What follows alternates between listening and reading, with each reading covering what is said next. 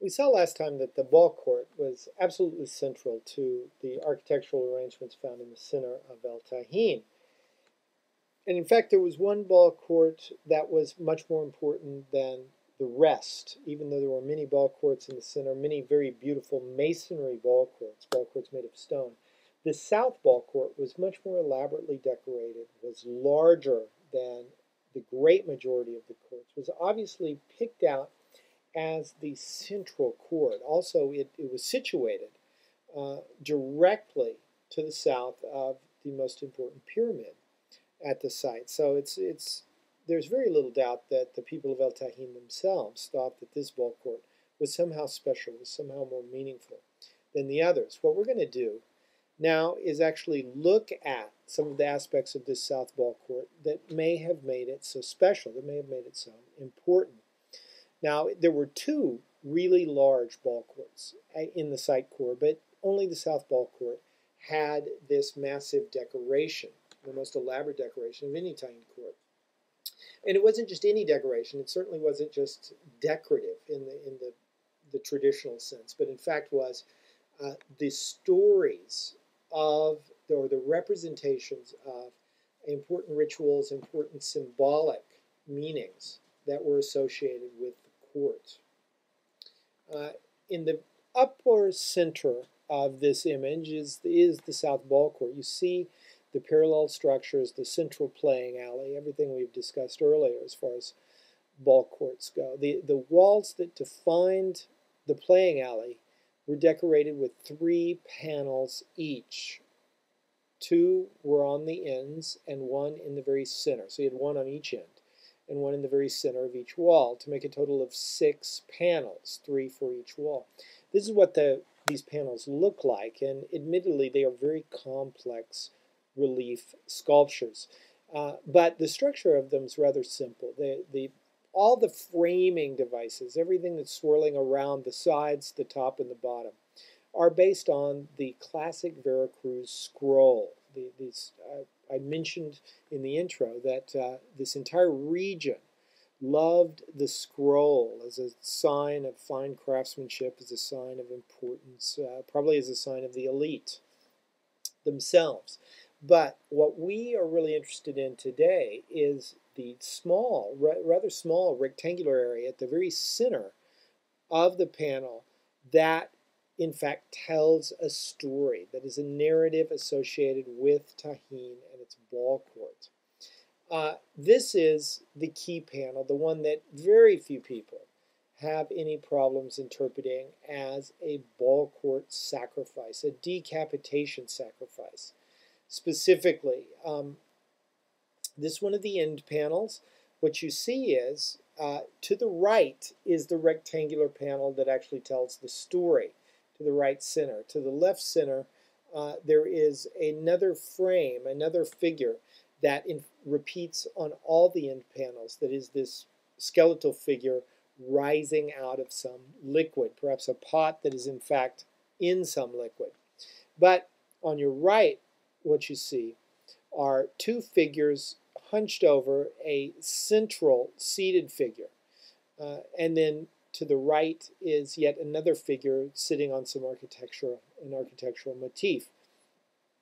These figures in the center, the leftmost one, seems to be holding back the arms of the central figure. The central figure, interestingly enough, has his eyes closed, the seated figure, although he too is wearing the yoke and palma. The yoke is the thick thing that acts as a belt, and the palma is the thing that then emanates from the yoke, as are the other 2 figures. These are really important accoutrements of ball players and of ball court ritualists. And in fact, there's a beautiful example of that yoke at the museum, or of a yoke, I should say, at the Museum of Fine Arts, Houston.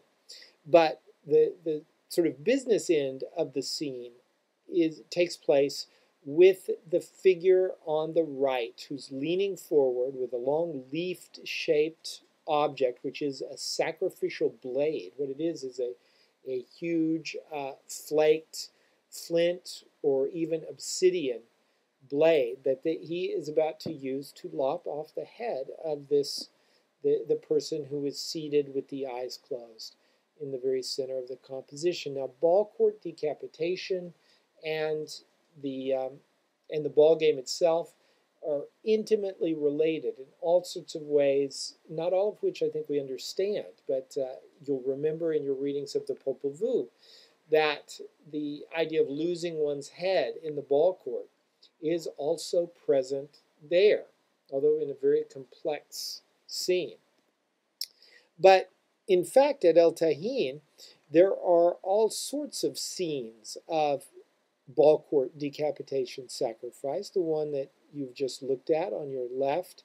Here's one with significant areas of loss, but in fact we can easily argue, and several scholars have, is also a scene of decapitation sacrifice from several clues. One is the figure on the right center is also holding one of these blades, and another very key fact is that there seems to be serpents popping up from the very center of this composition. Well, we know from several scenes that these serpents are in fact what pop up after one has decapitated the victim. On the left is a panel, probably also from a ball court, from the site of Aparicio, just south of El Tajin. You see that figure too is wearing a yoke and a palma, but he has no head. He's just got serpents flying out of his neck where his head was. It's much more difficult to recognize in the mural on the right from Las Higueras, also a site not far from El Tajin, sharing in the same classic Veracruz cultural sphere. But here a figure is seated on a black rubber ball that has something like a skull inscribed in the center of it, and he too has lost his head, and serpents or some streams are in fact flying out of his neck there. You can see he is wearing a yoke and palma combination as well. And this very interesting, very specific sculptural format shows up all the way across Mesoamerica in the Yucatan, in Chichen Itza. The Great Ball Court of Chichen Itza also has this decapitated player snake motif, and you'll note that and it's pretty easy to recognize which of these has lost his head. And you also want to note that these figures are also wearing yokes and something like palmas, something like a regional variant of the palma. So all of this, and it's in the huge ball court at Chichen. So there seems to be a whole cult of playing ball or having some sort of ball court rite that ends in sacrifice, that ends in the decapitation of a figure, who then is shown with all this gear on as his head is removed. Now this shows up all over the place, or aspects of this cult show up all over the place. Certainly at El Tajin in the north there, as you can see, but there are aspects of the rites that are involved with this decapitation at Tula, in the highlands, in the Patesh Batun of the Maya area, and certainly, and perhaps most clearly, at Chichen in the Yucatan, as you can see with at the very right of the map. Now, these are very long-range connections that we are making here, but there seems to be something very specific, and the fact that this cult seems to be echoed all over the Gulf Coast as well. Remember, we saw it in a mural at Las Higueras and in the panel at Aparicio. These are sites further along, closer to Chichen, but further along the Gulf Coast south of El Tajin. Now, there's a specific reason for this, and the reason is that this is what gets the king his objects of legitimation. This is what gives the king his power, is the ball court decapitation rite. And what we see here in one of the central panels is actually the principal deity of Tajin, who is at the very center of the composition, holding a sort of S motif, which is actually lightning, and in one hand, in the right hand, and in the left, holding a piece of cloth or something soft wrapped around his arm. It's certainly a piece of cloth, and a short baton in the hand as well. And he seems to be focused on the human figure directly in front of him. Now we see this in other places at El Tajin as well, where someone is offered a soft, large sort of cloth material as well as a baton. And we know in the scene on the right that this is in fact an accession scene. This is the scene of a person who is being crowned the king of El Tajin. So what we have to assume in the scene on the left is also that this is the case. And thus, one of the things that this Ballcourt decapitation rite seems to accomplish then is the bringing of the legitimating paraphernalia to the king of El Tajin. All of this is then seen in the other central panel in the context of the creation of the world and the creation of mankind.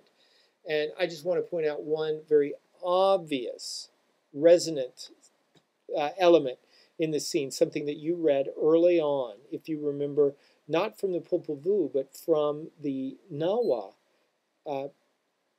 creation stories that you read, in which Quetzalcoatl took the bones of the previous humanity and bled on them to create this present humanity. It was bleeding on the bones, specifically auto-sacrifice on the bones of earlier humanity, then gave us our present humanity.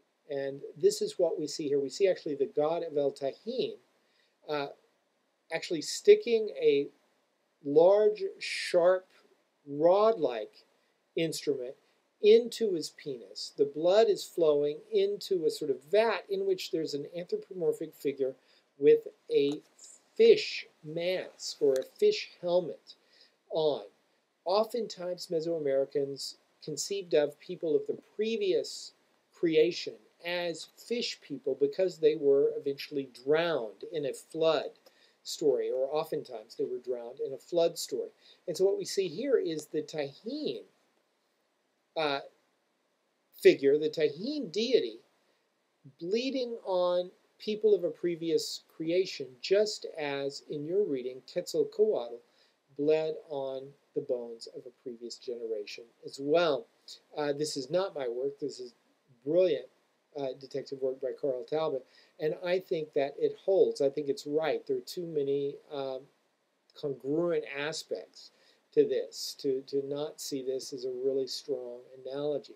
So what we see here is 500 years before that story was told of Quetzalcoatl, when the Aztecs were recounting that to the Spanish, 500 years before that, we have a very similar story carved on the walls of the Ballcourt